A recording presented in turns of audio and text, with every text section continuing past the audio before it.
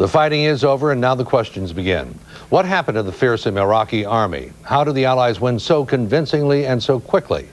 As Mike Hegedus discovered, the answer is in the quality of the opponent, the tactics of the Allies, and the general in charge. It wasn't supposed to be this easy. Going in, we were told Iraq was a battle-hardened, formidable foe with the fourth largest army in the world.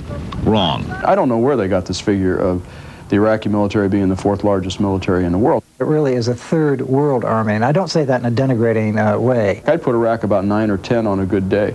So how did we get the wrong idea to begin with? I seem to remember these fellas telling us. The duty of the military planner is to assume the worst and hope for the best. That's the way you plan military campaigns. At the same time, there clearly was some lowballing and puffery going on in the administration.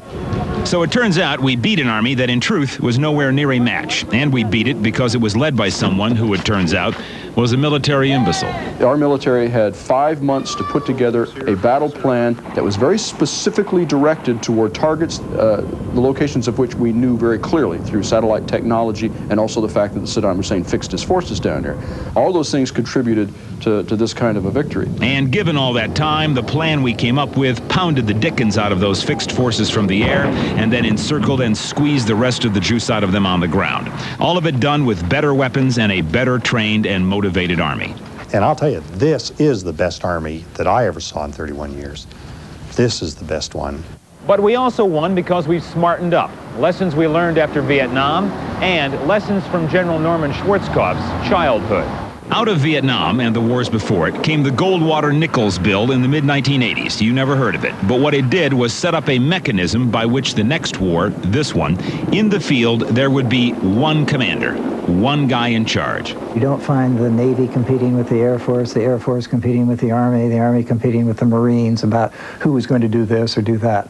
One person gives the orders, and those orders are followed, and it worked beautifully. Extraordinary move. The guy in charge turned out to be General Norman Schwarzkopf, nicknames aside, a solid soldier, a man particularly well suited for this war in this part of the world. His father, who was a general, had been stationed in Iran in a military advisory capacity. And I obviously, as a youngster, Schwarzkopf learned a great deal about the Mideast and about Islamic culture, and I think it certainly paid off. And being sensitive to Arab needs on both sides helped keep the coalition together, vital to success. And a military success is what it turned out to be. Thank you, boss. In San Francisco, Mike Hegedus, Channel 5, Eyewitness News. Thank you. One final note on the Gulf War. While the Iraqis lost, the other big loser was the Soviet Union. The people Mike talked with all pointed out that the Iraqis were Soviet trained and equipped, and it was Soviet tactics the Iraqis tried to use, and it all failed. We have an update on the Gulf situation later on Eyewitness News. When?